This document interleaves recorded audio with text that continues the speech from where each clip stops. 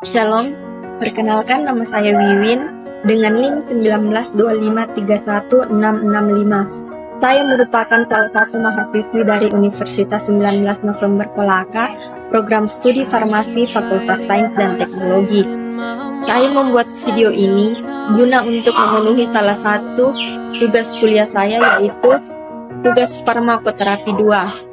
Di sini, saya akan menjelaskan sedikit mengenai penyakit menular seksual, yaitu gonore, beserta salah satu contoh kasusnya yang menyerang anak usia 17 tahun berjenis kelamin perempuan dengan penyelesaiannya menggunakan metode SOAP. Berikut penjelasannya.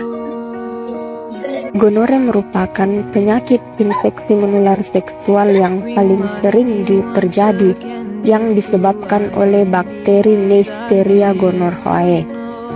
Di Indonesia, infeksi gonore menempati urutan tertinggi penyakit sebagai penyakit infeksi menular seksual. Pada laki-laki, gonore akan menimbulkan uretritis, dan pada perempuan biasanya asimptomatik.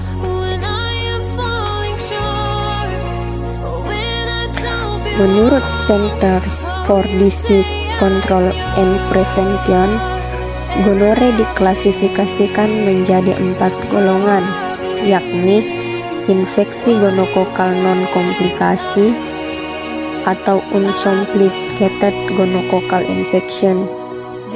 Yang termasuk dalam golongan ini adalah infeksi gonokokal urogenital, meliputi serviks, uretra dan rektum, faring, dan gonokokal konjungtivis. Ya, bisa kita lihat di gambar. Di gambar adalah merupakan beberapa contoh infeksi gonokokal non-komplikasi. Bisa kita lihat di gambar A. Gambar A itu merupakan infeksi gonokokal cervix. Di gambar bagian B merupakan infeksi gonokokal urogenital, uretra, dan rektum. Sedangkan di gambar C bisa kita lihat infeksi gonokokal faring. Dan yang terakhir di gambar D itu merupakan infeksi gonokokal konjungtivis. Ya, yang kedua itu infeksi gonokokal diseminasi atau disseminated gonococcal infection. Infeksi gonokokal diseminasi ditandai dengan munculnya lesi pada kulit, artritis, dan seringkali komplikasi perihepatitis, endokarditis, dan meningitis. Di sini bisa kita lihat gambarnya, itu ada gambar A, B, dan C. Ya, di gambar A itu merupakan munculnya lesi pada jari. Di bagian B itu pada kaki, dan di bagian C itu pada tangan. Yang ketiga yaitu infeksi gonokokal pada neonatus atau gonococcal infection among neonates.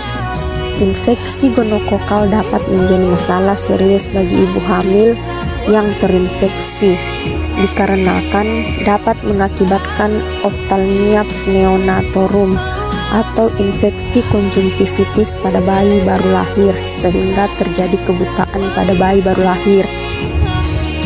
Bisa kita lihat gambar di bagian A itu merupakan salah satu contoh dari infeksi gonokokal pada neonatus, pada bayi yang baru lahir, sehingga lahirnya pun dia mengalami kebutaan. Ya, yang keempat itu infeksi gonokokal pada bayi dan anak atau gonococcal infection among infants and children. Golongan klasifikasi ini sama dengan golongan infeksi gonokokal non-komplikasi dan infeksi gonokokal diseminasi. Tetapi golongan ini dibuat untuk memberikan panduan pengobatan yang lebih efektif berdasarkan usia. Bisa kita lihat contohnya itu di samping. Ya, kita masuk pada tanda dan gejala. Untuk kita bisa mengobati sesuatu penyakit itu, kita harus mengetahui apa sih tanda dan gejalanya sebelum kita mendiagnosis seseorang itu terkena penyakit apa. Hal yang paling pertama itu kita lakukan itu melihat tanda dan gejalanya. Nah, untuk gonore sendiri, tanda dan gejalanya itu untuk pria meliputi frekuensi buang air kecil yang cukup sering, keluarnya nana dari penis atau tetesan cairan berwarna putih, kuning, krem atau kehijau-hijauan, bengkak dan kemerahan pada bukaan penis, bengkak atau nyeri pada testis, sakit tenggorokan yang datang secara terus-menerus. Nah, untuk wanita, keluar cairan dari vagina atau berair menyerupai krim sedikit kehijauan. Ketika buang air kecil, adanya sensasi nyeri dan rasa panas. Selanjutnya, frekuensi buang air kecil yang cukup sering, munculnya bercak darah atau perdarahan saat tidak sedang menstruasi, rasa nyeri pada perut bagian bawah atau nyeri panggul, rasa nyeri ketika melakukan hubungan seksual bagi yang sudah menikah, bengkak pada vulva, rasa panas atau terbakar di tenggorokan ketika sudah melakukan oral seks, dan demam. Untuk penata laksanaannya itu seperti yang kita ketahui bersama bahwa penyakit gonore itu merupakan suatu penyakit infeksi menular seksual yang disebabkan oleh adanya bakteri. Oleh karena itu, untuk terapinya dibutuhkan antibiotik. Nah, menurut dari rekomendasi WHO untuk terapi infeksi gonore genital dan anogenital, untuk terapi ganda yaitu ceftriaxone 250 mg injeksi intramuskular dosis tunggal dan azitromisin 1 gram per oral dosis tunggal. Selanjutnya cefixime 400 mg per oral dosis tunggal dan azitromisin 1 gram per oral dosis tunggal. Untuk terapi tunggal, ceftriaxone 250 mg injeksi intramuskular dosis tunggal. Selanjutnya cefixime 400 mg per oral dosis tunggal dan spextinomisin 2 gram injeksi intramuskular dosis tunggal. Sedangkan untuk terapi lini pertama dari gonorea itu ceftriaxone 500 mg injeksi intramuskular dosis tunggal ditambah azitromisin 2 gram per oral dosis tunggal. Untuk klinik kedua, cefixime 400 mg per oral dosis tunggal ditambah azitromisin 2 gram per oral dosis tunggal. Yang kedua, ceftriaxone 500 mg injeksi intramuskular dosis tunggal. Untuk spextinomisin 2 gram injeksi intramuskular dosis tunggal ditambah dengan azitromisin 2 gram per oral dosis tunggal. Nah, untuk terapi farmakologi dan non-farmakologi dari gonore itu sendiri, yaitu untuk terapi farmakologinya yaitu pemberian ceftriaxone, azitromisin, cefixime, spextinomisin, dan doxycycline. Untuk terapi non-farmakologinya, usahakan alat vital selalu dalam keadaan kering, bawa alat tisu sekali pakai kemana saja Anda pergi, cuci pakaian dalam secara terpisah, tetapi rendam dengan air panas sebelum dicuci, minum air putih secukupnya, rutin berolahraga, dan kepatuhan minum obat. Kita masuk di dalam contoh kasus. Nah, untuk kasusnya ini kita menyelesaikannya dengan menggunakan metode SOAP. Seorang remaja bernama Ariana dengan usia 17 tahun dengan berat badan 43 kg dan tinggi badan 158 cm, datang ke rumah sakit dengan keluhan sakit di daerah kemaluannya sejak tanggal kurang lebih 5 Maret 2022. Panas dan perih di daerah kemaluannya setiap buang air kecil, dan terasa ada benjolan yang semakin lama semakin membesar di kemaluan sebelah kiri dan terasa sakit jika disentuh.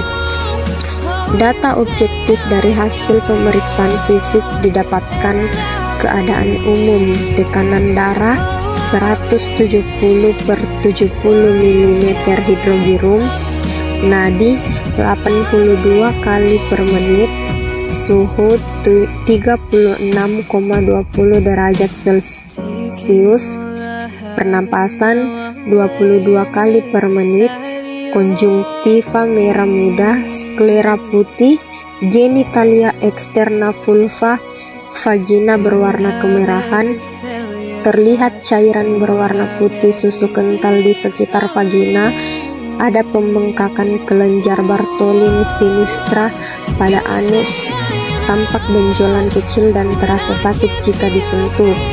Pada pemeriksaan laboratorium diperoleh data polimor nukleus atau PMN positif dan diplococcus positif. Dokter lalu menyuntikkan ceftriaxone 250 mg injeksi intramuskular dan meresapkan azitromisin 1 gram per oral dengan dosis tunggal. Untuk penyelesaiannya itu, data subjektifnya itu sakit di daerah kemaluan, panas dan perih di daerah kemaluan setiap buang air kecil, terasa ada benjolan yang semakin lama semakin membesar di kemaluan sebelah kiri, dan terasa sakit jika disentuh. Untuk data objektifnya, tinggi badan per berat badan itu 158 cm per 43 kg, tekanan darahnya 110/70 mm hidrogirum, nadi 82 kali per menit, suhu 36,20 derajat Celcius, frekuensi napas 22 kali per menit, pengobatan ceftriaxone 250 mg injeksi intramuskular dan azitromisin 1 gram per oral dengan dosis tunggal. Untuk data laboratorium, polimor nukleus atau PMN positif dan diplococcus positif, konjungtiva merah muda, sklera putih, genitalia eksterna vulva, vagina berwarna kemerahan, terlihat cairan berwarna putih susu kental di sekitar vagina, ada pembengkakan kelenjar Bartholin sinistra pada anus, tampak benjolan kecil dan terasa sakit jika disentuh. Untuk asesmen, dari hasil pemeriksaan laboratorium di atas, dapat dipastikan bahwa pasien terkena penyakit infeksi menular seksual, yaitu gonore, yang ditandai dengan adanya polimor nukleus atau PMN positif, yaitu tanda adanya infeksi bakteri, dan diplococcus positif, yaitu tanda adanya bakteri penyebab penyakit gonore atau disebut bakteri Neisseria gonorrhoeae. Nah, untuk terapinya itu ceftriaxone 250 mg injeksi intramuskular analisis digunakan untuk mengobati beberapa kondisi akibat infeksi bakteri seperti pneumonia, sepsis, meningitis, infeksi kulit, gonore atau kencing nanah, dan infeksi pada pasien dengan sel darah putih yang rendah. DRP-nya tidak ada, rekomendasi diberikan untuk monitoring untuk efektivitasnya itu untuk mengatasi infeksi bakteri gram negatif maupun gram positif.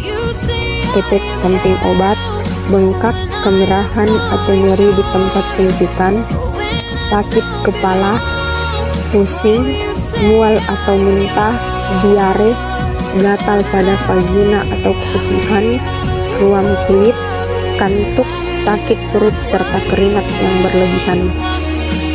Untuk terapi asitromisin 1 gram per oral, analisisnya digunakan untuk pengobatan sejumlah infeksi seperti infeksi telinga tengah, radang tenggorokan, radang paru-paru, diare, pelacong, dan infeksi usus tertentu.